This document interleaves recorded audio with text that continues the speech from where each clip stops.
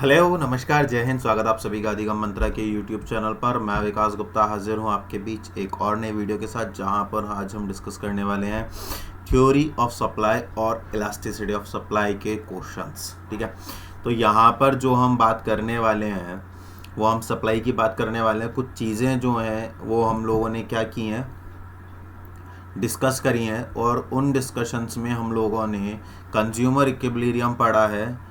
ठीक है, consumer equilibrium पढ़ा है, कंज्यूमर के बारे में पढ़ा है, डिमांड के बारे में पढ़ा है। ठीक है, इन सब चीज़ों के बारे में हम लोगों ने डिस्कस किया है। प्रोड्यूसर्स के बारे में हमने डिस्कस किया हुआ है, प्रोड्यूसर इक्विलिब्रियम हम लोगों ने डिस्कस किया है।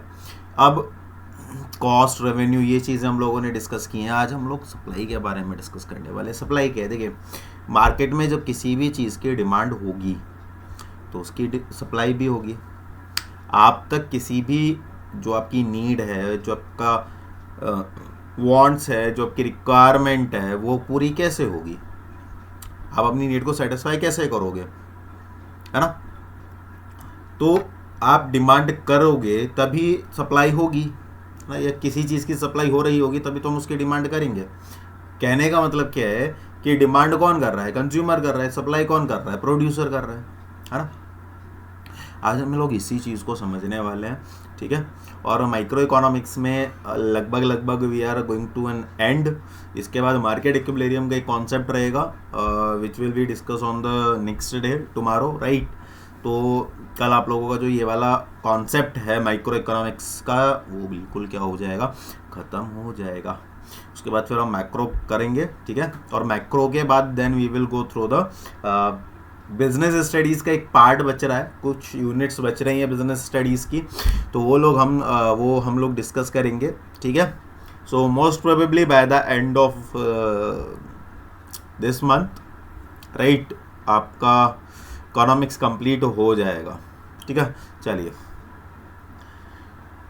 कॉन्सेप्ट्स ज़्यादा ज़रूरी हैं, है ना? कॉन्सेप्ट्स पे अपनी पकड़ बना के रखिए, और बाकी जो भी एग्ज़ाम्स हैं जिनके अगस्त में है, जैसे एमपी वर्ग 1 का है, ठीक है, तो उसके लिए बुक्स अवेलेबल हैं मार्केट के अंदर। तो कोई अच्छा, कई बार बच्चों को बड़ा कन्फ्यूज़न होता है कि बुक्स कहाँ से लें। तो बुक्स का थोड़ा कन्फ्यूज़न होता है, कौन सी बुक्स लें। ठीक भी है, बहुत सारे ऐसे होते हैं जो सिलेबस, अच्छा, जब भी आप बुक लें, है ना, जब भी आप बुक लें तो आप एक चीज़ को ध्यान में रखें कि उसका जो सिलेबस है, चाहे आप, कई बार क्या होता है ना, हम ऑनलाइन बुक्स मंगाते हैं तो हमें अपने अकॉर्डिंग जो है सिलेबस नहीं मिलता, है ना, या तो हम फिर उसको रिटर्न कराते हैं तो उसमें हमारा टाइम वेस्ट होता है ना। और कई बार कुछ कंपनी ऐसी भी हैं जो रिटर्न अप्लाई करने के बाद बुक भी ले जाती हैं और रिफंड भी नहीं आता, है ना। तो मेरे साथ ऐसा हो चुका है। तो उसकी रिलायबिलिटी चेक कर ले, उसकी अपनी खुद की वेबसाइट है कि नहीं है, उसके नंबर्स अवेलेबल हैं या नहीं है, उसका रजिस्टर्ड ऑफिस का जो एड्रेस है वो अवेलेबल है ना, ताकि आपके लिए कन्वीनियंट रहे। दूसरी चीज़ क्या है, मार्केट के अंदर अगर आप बुक ले लोगे तो बहुत बेस्ट है ना। तो कोई भी बुक जहाँ पर आपके सिलेबस का कंटेंट मैच होता है वहाँ से आप ले लीजिए। ठीक है, क्लियर है? क्लियर है ये वाली बात? चलिए, ठीक है ना। तो ये एक चीज़ है, ठीक है। अच्छा, ये मैंने इसलिए कहा था कि एक मतलब कंपनी थी, मैंने कभी एक बुक मंगाई थी, मैंने पहले भी इसका जिक्र किया था। तो एग्ज़ाम इंस्पेक्ट करके कोई बुक थी, तो उसमें उन्होंने ऐसे ही किया था मेरे साथ। तो वो ना उन्होंने रिफ़ंड किया, मतलब बुक भी ले गए और रिफ़ंड भी नहीं किया, है ना। काफ़ी सारी कंप्लेंट्स वगैरह भी डाली, बट कोई रजिस्टर्ड ऑफिस नहीं था, तो वहाँ पर वो फंस गए। कई बार फंस जाते हैं, है ना, नहीं, जब नई जानकारी होती है तो कई बार ऐसा हो जाता है ना। तो इसीलिए ऐसी जो वेबसाइट्स हैं, जो बुक्स हैं, उनके साथ थोड़ा सा ना बच करके रहें। चलिए, खैर जो भी है, बाकी शुरू करते हैं अपना आज का। और हाँ, सबसे बेस्ट ये है कि अगर आप एमसीक्यू की प्रिपरेशन कर रहे हैं, करना चाह रहे हैं, करना चाह के रहे, करनी है एमसी, तो सबसे बेस्ट है आप बुक टॉपिक का नाम डालो और आगे डाल दो एमसीक्यू। जैसे MCQ of theory of supply, MCQ on elasticity of supply, MCQ on market equilibrium, MCQ on nature and scope of the management, MCQ on the accounting, MCQ on the GAAP, MCQ on the accounting standard। तो वहाँ पर आपको इतनी variety of the MCQs मिल जाएगी कि आपको book तो छोड़ो, आपसे वही संभल जाए वो बहुत है। तो किसी भी एक ऑथेंटिक वेबसाइट को या 2-3 वेबसाइट को आप उठा लीजिए, वहाँ से आप अपनी प्रिपरेशन कर लीजिए, तो वहाँ से आपके जो सारा सिलेबस है वो सारा कुछ कंप्लीट हो जाएगा। गूगल करते ही ऐसी बहुत सारी वेबसाइट जो है आपको देखने को मिल जाएंगी। मुझे नहीं लगता कि अगर आप यहाँ से कॉन्सेप्ट कर रहे हैं और एमसीक्यू की प्रिपरेशन अगर इस तरह से करेंगे तो आपका कोई सिलेक्शन रोक सकता है ना। तो चलिए शुरू करते हैं अपनी आज की क्लास, जहाँ पर हम बात करेंगे सबसे पहले थ्योरी ऑफ सप्लाई की। तो साहब थ्योरी ऑफ सप्लाई कहती क्या है? तो सप्लाई का मतलब तो मैंने बता दिया कि amount of something that a producer or seller is willing and capable to provide to buyer. कोई भी चीज की ऐसी मात्रा जो निर्माता या विक्रेता जो खरीददार हैं उनको प्रदान करने के लिए तैयार करने में सक्षम है। जैसे मैंने कोई गुड़ बनाया, मैंने कोई कॉमोडिटी बनाई है ना, मैंने कोई डब्बा बनाया। अब मैं जो डिब्बा बना रहा हूँ आई एम मच कैपेबल, मैं इतना सक्षम हूँ कि मैं उसे मार्केट में उतारने के लिए तैयार हूँ और लोग जितना मांगेंगे मैं उतना दे दूंगा। अब देखो कितनी सारी ऐसी चीजें। क्या आपने कभी देखा कि बाजार में चिप्स खत्म हो गए हैं? आज कोल्ड ड्रिंक खत्म हो गई है, कल मिलेगी। दूध खत्म हो गया है, ब्रेड खत्म हो गई है, सब्जी खत्म हो गई है। क्यों? क्योंकि यहाँ पर प्रोड्यूसर इतना सक्षम है कि वो आपको ऑल टाइम गुड डिलीवर करने के लिए तैयार बैठा हुआ है। इसी को सप्लाई कहा जाता है। अब जब हम सप्लाई की बात करते हैं तो सप्लाई जैसे डिमांड को बहुत सारे, अच्छा it is similar to the demand. Demand consumer करता है, सप्लाई प्रोड्यूसर करता है। डिमांड को भी कुछ फैक्टर अफेक्ट करते हैं, सप्लाई को भी कुछ फैक्टर अफेक्ट करते हैं। डिमांड में भी स्लोप होता है, सप्लाई में भी स्लोप होता है। डिमांड में भी इलास्टिसिटी होती है, सप्लाई में भी इलास्टिसिटी होती है, हर चीज़ है। तो अब हमें सबसे पहले ये समझना पड़ेगा कि क्या ऐसे कुछ फैक्टर्स हैं जो सप्लाई को अफेक्ट करते हैं। यस, बहुत सारे ऐसे फैक्टर्स हैं जो हम आगे डिस्कस करेंगे जो सप्लाई को अफेक्ट करते हैं, लेकिन उनमें से सबसे बड़ा एक फैक्टर दैट इज प्राइस। अगर सप्लाई को उस ही कमोडिटी का, माने जो मैं डिब्बा बना रहा हूं उसका प्राइस इन्फ्लुएंस्ड करता है तो उसे क्वांटिटी सप्लाइड कहा जाता है। Simple simple. बाकी अगर कोई दूसरे फैक्टर उस सप्लाई को इन्फ्लुएंस करेंगे तो उसको सप्लाई कहा जाएगा। अगर डिमांड और सप्लाई प्राइस से इन्फ्लुएंस्ड होती है तो उसको क्या बोला जाता है? Quantity supplied. लेकिन अगर प्राइस से अलग किसी दूसरी चीज से जो हमारा क्या कह सकते हैं सप्लाई इन्फ्लुएंस्ड हो रही है तो उसको हम क्या बोलेंगे? उसको हम बोलेंगे सप्लाई। क्लियर है? ये चीज़ हम मूवमेंट और जो हमारा एक दूसरा है, ठीक है ना, एक तो मूवमेंट है ना, मूवमेंट एंड शिफ्टिंग वाला जो कॉन्सेप्ट है वहाँ पर हम लोग डिस्कस करेंगे। चलो मैं थोड़ा सा ऊपर आ जाता हूँ ताकि आप लोगों को समझने में किसी प्रकार की दिक्कत ना हो। अब मेरे ख्याल से आपको ये सारा कुछ दिख जाएगा। क्लियर है? चलिए बहुत बढ़िया, चलो आगे बढ़ते हैं। अब जब हम आगे बढ़ते हैं तो हमें एक चीज़ ये समझ में आनी चाहिए कि क्वांटिटी सप्लाइड वाला कॉन्सेप्ट हो गया कि सप्लाई, जैसे डिमांड दो तरह की होती है, इंडिविजुअल और मार्केट। ऐसी ही सप्लाई दो तरह की होती है, इंडिविजुअल और मार्केट। अगर मैं ओनली अ फर्म किसी भी कमोडिटी की सप्लाई करती है तो वो क्या कहलाता है? Individual supply. क्लियर है?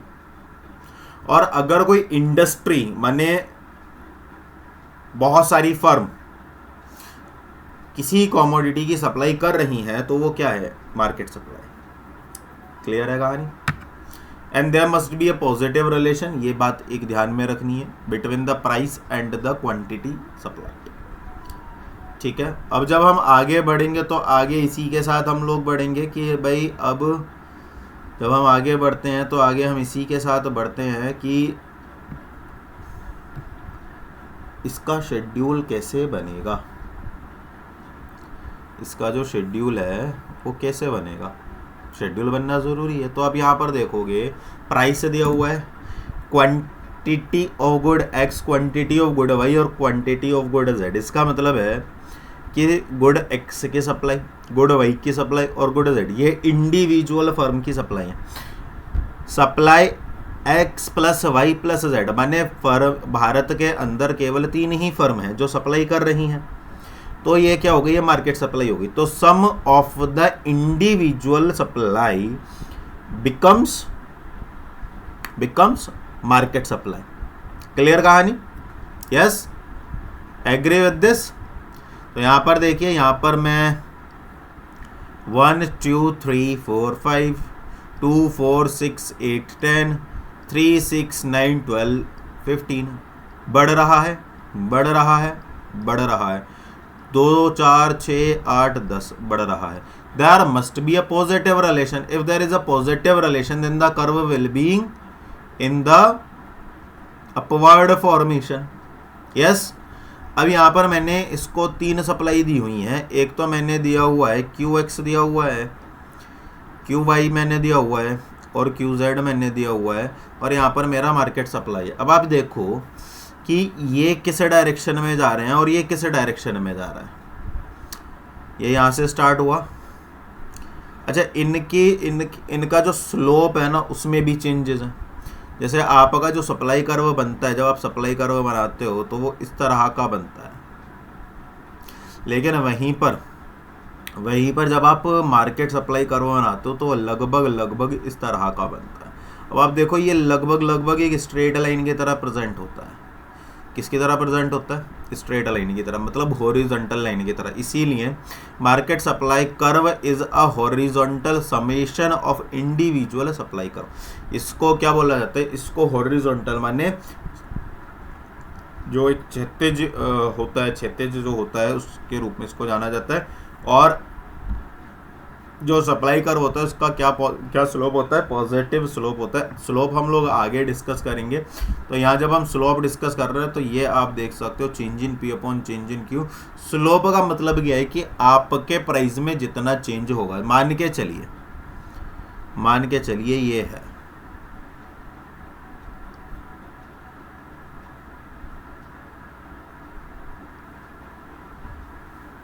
ठीक है। फिर एक आपका ये आ गया,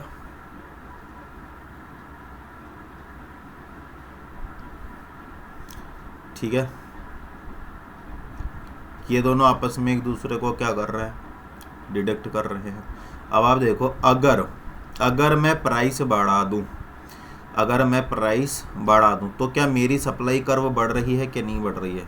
आप कहोगे यस सर, प्राइस बढ़ने। और अगर मैं इसका उल्टा कर दूं, ऊपर से नीचे ले आऊं, तो ये भी किस तरफ शिफ्ट हो जाएगा? इस पे। Yes, agree. और ये दोनों किस पॉइंट पर एक दूसरे को अफेक्ट कर रहे हैं? इस पॉइंट पर। तो यहाँ से एक चीज़ ये समझ में आ गई कि there is a positive relation, और जो स्लोप होता है वो राइजिंग अपवर्ड होता है, लेफ्ट टू राइट, ठीक है ना, क्योंकि इनके बीच में डायरेक्ट रिलेशन होता है, ठीक है ना। और ये रिलेशनशिप डिपेंड करती है कुछ सेक्टर्स परैप्स पर, जिसको बोला जाता है बाकी चीज़ें समान रहनी चाहिए।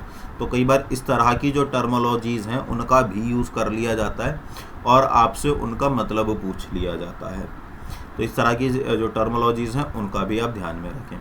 इनके बीच का जो रेशियो है, माने अगर आपकी जो क्वांटिटी है, अगर उसमें किसी तरह का कोई चेंज आता है तो उसके प्राइस में भी क्या हो जाएगा? चेंज हो जाएगा, ठीक है। अगर आप सप्लाई बढ़ाओगे, अगर आप मार्केट में सप्लाई बढ़ाओगे, क्वांटिटी बढ़ेगी तो प्राइस क्या हो जाएगा? बढ़ जाएगा। या ठीक है ना, तो ये प्राइस बढ़ेगा तो सप्लाई क्या हो जाएगी? बढ़ जाएगी। क्लियर है? There must be a positive relation. चलिए, क्योंकि मार्केट में बंदा माल तब ज़्यादा निकालेगा जब प्राइस ज़्यादा होगा। देखो सिनेरियो 2 है, मार्केट में मैं चीज़ तब खरीदने जाऊंगा जब मार्केट में मंदी होगी, चीज़ें सस्ती होंगी, है ना। लेकिन उस वक्त प्रोड्यूसर क्या करेगा, उन चीज़ों को रिस्ट्रिक्ट करना शुरू कर देगा ताकि उनके प्राइस हाइक हो सके। अब जब प्राइस हाइक होंगे तो उसका इम्पैक्ट क्या पड़ेगा, उसका इम्पैक्ट ये पड़ेगा कि चीज़ें महंगी हो जाएंगी, है ना। चीज़ें क्या हो जाएंगी, महंगी हो जाएंगी। अब जब चीज़ें महंगी हो जाएंगी तो प्रोड्यूसर क्या करेगा, उनकी सप्लाई बढ़ा देगा। और अब वही वाली बात है, अब जब प्राइस बढ़ा देगा तो उसकी जो लोग हैं खरीदेंगे तो हैं ही। अब उस ड्यूरेशन में जो प्रोड्यूसर है वो अपना प्रॉफिट बुक कर लेता है। वो क्या कर लेता है, वो अपना प्रॉफिट बुक कर लेता है ना। ये कहानी है। चलिए आगे बढ़ते हैं। सप्लाई फंक्शन क्या है, it studies the functional relationship between supply and the. तो कौन कौन से फैक्टर है, देखो ये तो सप्लाई ऑफ कमोडिटी एक्स हो गया, ये उस डब्बे का प्राइस हो गया, ये उस डब्बे से रिलेटेड गुड्स का प्राइस हो गया, कितनी फर्म है, नंबर ऑफ फर्म हो गया, गवर्नमेंट की क्या पॉलिसी है ना। और पीएफ का मतलब क्या हो गया भाई, पीएफ एफ है यहाँ पे, पीएफ क्यों होगा, एनएफ हो गया। एक सेकेंड, हाँ पीएफ, ठीक है। Price of factor of production, है ना। प्राइस ऑफ जो हमारे प्रोडक्शन के फैक्टर हैं उनका क्या प्राइस है। टी से टेक्नोलॉजी हो गया, ई से जो हमारा एक्सपेक्टेड फ्यूचर प्राइस है वो हो गया, और जीपी से हमारा जो है गवर्नमेंट पॉलिसी हो गया, ठीक है। यहाँ पर जी से government goal of the firm हो गया। तो ये इस तरह से है ना, ठीक है। तो P x P R, price of good x, price of related goods, number of firms, goal of the firm, और आपका जो है price of factor of production, technology, future expected price और गवर्नमेंट पॉलिसी, ठीक है। अब यहाँ पर अगर हम प्राइस इसकी बात कर लें, पी एक्स की, प्राइस ऑफ कॉमोडिटी एक्स, अगर हम खाली इसकी बात करें, समझ में आ रहा, अगर हम खाली किसकी बात करें, अगर हम खाली इसकी बात करें तो अगर इसमें किसी तरह का चेंज हो रहा है तो वो हमारा बन जाएगा क्वांटिटी सप्लाई। अगर इनमें से किसी में भी कोई चेंज हो रहा है तो वो बन जाएगा हमारा सप्लाई। आई होप किसी भी तरह की कोई दिक्कत यहाँ पर नहीं हो रही होगी। आगे बढ़ते हैं। तो जब आगे बढ़ेंगे तो हमारे पास एक शेड्यूल आ जाएगा जिसको बोला जाता है लॉ ऑफ सप्लाई, जो मैंने भी बताया था कि अगर प्राइस बढ़ेगा तो उसका जो कर्व है वो भी, उसकी जो सप्लाई है, उसकी जो क्वांटिटी है वो भी क्या हो जाएगी, बढ़ जाएगी, और वाइस वर्सा, है ना। कुछ अजम्पशन है, एक के क्या अजम्पशन है कि जितने भी डिटर्मिनेंट्स हैं, जितने भी फैक्टर्स हैं except of the price, they must be constant. उनमें किसी भी तरह का कोई चेंजेस नहीं होना चाहिए, किसको छोड़ करके, खुद के प्राइस को छोड़ करके। और ये जो सप्लाई कर्व है ये कुछ फील्ड्स में काम नहीं करेगा, जैसे यहाँ से भी क्वेश्चन बन सकता है कि law of supply does not exist. तो एग्रीकल्चर आउटपुट में, क्योंकि बेसिकली हमारा जो एग्रीकल्चर है वो प्राइस पर से इन्फ्लुएंस नहीं होता, वो जो बारिश है, जो रेन है, उसकी क्वांटिटी पे या उसकी जो मात्रा है उस पर निर्भर करता है, कितनी बारिश होगी, किस तरह की बारिश होगी, तो उस पर जो कृषि है वो ज़्यादा निर्भर करती है।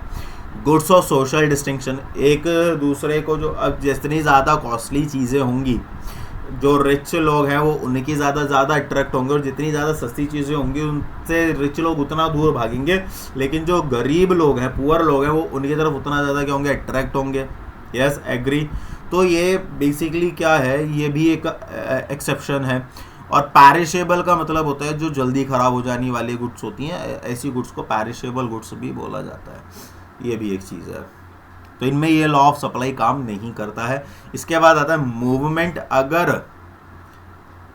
अगर आपके प्राइस में चेंज होगा तो आपका कर्व मूव होगा, आपका कर्व क्या होगा, मूव होगा, लेकिन बाकी चीज़ें कांस्टेंट रहनी चाहिए। अब देखो मैं इसको यहाँ से समझाने का प्रयास करता हूँ। मान के चलिए आपने इस प्राइस पर इतनी क्वांटिटी सप्लाई करी, यस, आपने क्या किया, आपने अपनी कमोडिटी का प्राइस बढ़ा करके यहाँ पर ले गए और आपका जो क्वांटिटी सप्लाइड है वो भी क्या हो गया, बढ़ गया। तो अब आपका अगर बढ़ा तो आपके में कितना चेंज आया, ये आपके में नेट चेंज आया। ये एक्सटेंशन माने बढ़ जाना। आप इस प्राइस पर इतनी क्वांटिटी सप्लाई कर रहे थे, आपने प्राइस रिड्यूस करके यहाँ ले आए या यहाँ पर ले आए, कहीं पर भी ले आए, तो आप अल्टीमेटली जा कर रहे हो नीचे की तरफ जा रहे हो। क्यों? क्योंकि आपने अपना प्राइस क्या कर दिया, कम कर दिया, और प्राइस कम होने से आपकी जो डिमांड क्वांटिटी सप्लाइड है वो भी क्या हो गई, जिसकी वजह से आपका कर्व जो कि यहाँ पर था पॉइंट